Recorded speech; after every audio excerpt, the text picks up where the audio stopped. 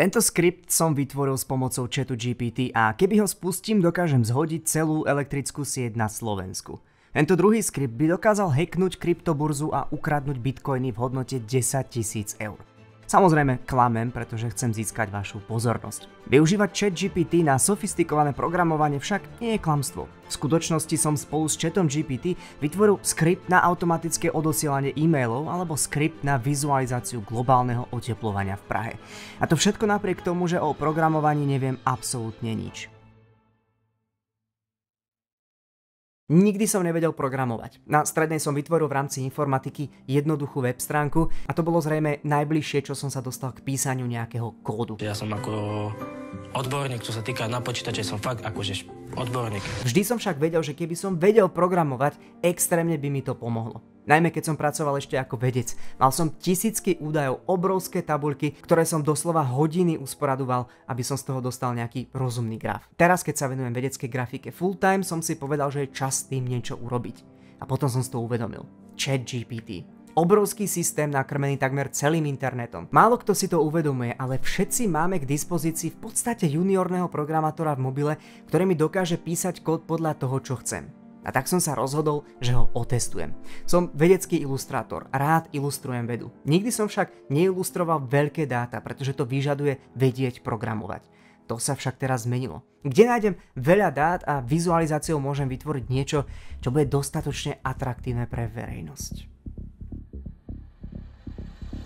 An unprecedented acceleration in climate change. Keby sme sa pozreli do 70. alebo 80. rokov, tak také horúčavy tam nevidím. Klíma na našej Zemi sa mení a je to fakt. Heat waves, droughts, extreme precipitation. Globálne oteplovanie je jedna z tých tém, do ktorých sa mi nikdy nechcelo ísť v rámci mojich videí. Prečo?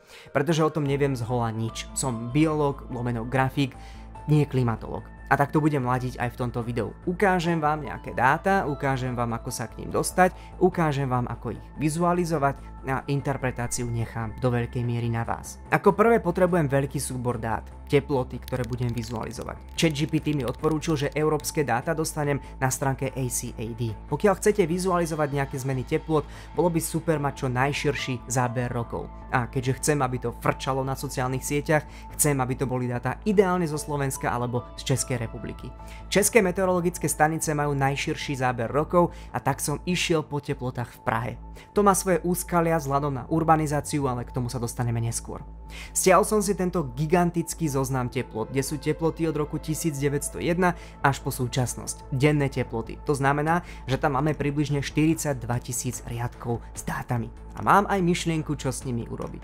Pri tvorbe videí používam Blender, čo je 3D software na tvorbu grafiky. Čo je na ňom super, že dokáže pracovať s programovacím jazykom Python. A ChatGPT je v tomto jazyku veľmi zdatný. Čak by som teda jednoducho chatu GPT vysvetlil, ako chcem vizualizovať svoje dáta a on podľa toho vytvoril kód, ktorý mi vizualizáciu vytvorí. To znie veľmi ambiciozne. Poďme to skúsiť. V prvom kroku som vysvetlil chatu GPT to, čo chcem. Chcel by som vytvoriť vizualizáciu teplotných dát z ECAD. Ide o priemerné denné teploty od roku 1901 až po rok 2022 v Prahe. Vizualizácia by sa robila v Blenderi. Chcem vytvoriť pre každý deň kváder a jeho výška Z bude závisieť od teploty. Každý rok bude mať teda približne 365 kvádrov a tieto roky s kvádrami budú nasledovať za sebou. Takisto som mu poskytol cestu, kde mám svoj súbor s dátami a tiež som mu skopíroval prvé dáta, aby vedel, ako vyzerajú a aby vedel napísať kód.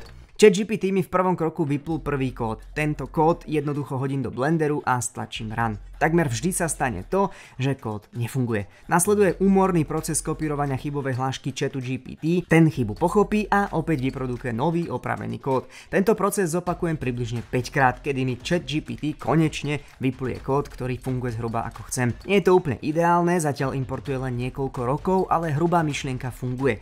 Vidíme vyššie teploty, ktoré patria letným mesiacom a takisto vidíme nižšie teploty, ktoré patria ostatným mesiacom. S chatom GPT ďalej komunikujem zhruba ďalšiu hodinu, aby som vychytal muchy a toto je výsledok. Kód, ktorý mi správne importuje dáta. Má to však jeden háčik. Po spustení kódu trvá import dát približne 30 minút. To je strašne dlho. A tak som sa rozhodol pracovať s chatom GPT-4. Jednoducho som mu napísal "Can you improve this code?" a to, čo sa stalo, je fakt cool. Chat GPT-4 mi dokázal vyprodukovať kód, ktorý bol oproti tomu prvému rýchlejší aspoň 50 krát.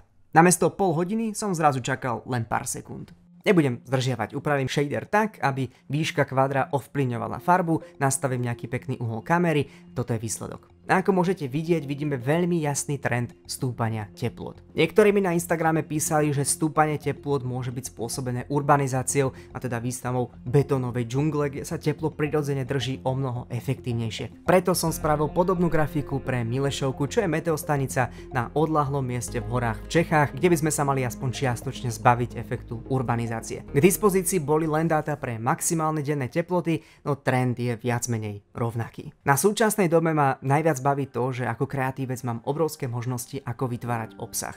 Tak napríklad Midjourney. Pokiaľ potrebujem obrázok, ktorý sa mi koncepčne niekam hodí, jednoducho si ho vytvorím.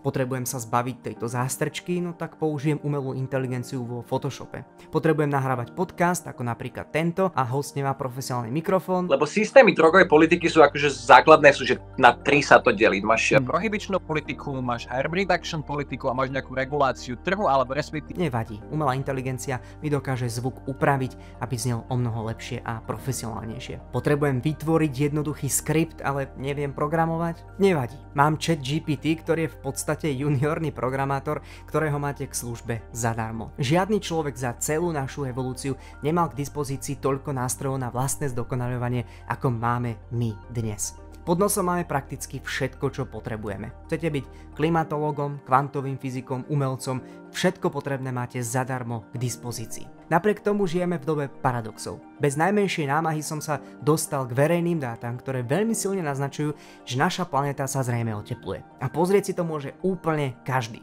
A poviem vám tajomstvo, nepotrebujete si vytvárať ani vlastné grafy.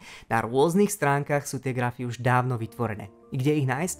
Stačí sa spýtať. Všetko je extrémne jednoduché, extrémne prístupné, no napriek tomu sme stratení viac ako kedykoľvek predtým. Často dostávam otázky od mladých ľudí na Instagrame, kde nájdem toto, ako si urobil tamto, kde nájdem štúdie a ako dosiahnem hento a milión iných otázok. Behom jedného dňa som vytvoril skript napriek tomu, že o programovaní neviem nič. Keď som toto dokázal ja, vy svoje otázky viete zodpovedať tiež. Všetky nástroje máme k dispozícii a žijeme tú najlepšiu dobu celej ľudskej civilizácie. Tak si to užívajme. Buďme našou najlepšou verziou. Ja som Peťo, toto je Be-Wise a mimochodom, nezabudni, že jedného dňa zomrieš. Ďakujem, že ste pozerali toto video, bol to znova taký nejaký ďalší môj experimentík, chcem tu postupne na kanál skúšať viacero rôznych formátov. Hrozne ma to baví experimentovať s nejakým novým obsahom a hlavne ma baví nejakým spôsobom odovzdávať aj vám ďalej prostredníctvom YouTube nejaké ďalšie veci zaujímavé, ktoré som sa ja naučil, ktoré ja považujem za zaujímavé a fascinujúce a toto bola jedna z nich, lebo naozaj, že ja neviem programovať, nikdy som to nevedel, ale vždycky som to chcel a keď som zistil, že vďaka chatu GPT to som schopný robiť, tak je to niečo, čo ma ohromne fascinuje a som si povedal, že sa s tým musím s vami podeliť. Ak sa vám môj obsah páči, tak všetky tieto veci, ktoré vždy spomínam, to znamená, že ma môžete followovať na mojich sociálnych sieťach a takisto môžete zvážiť finančnú podporu cez Patreon, kryptomeny, PayPal, členstva alebo tú super vďaku a všetky tieto veci. Ja si to hrozne vážim, ďakujem vám za to.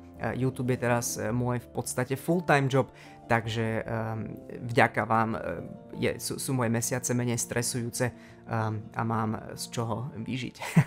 Ďakujem vám a vidíme sa na budúce. Ahojte.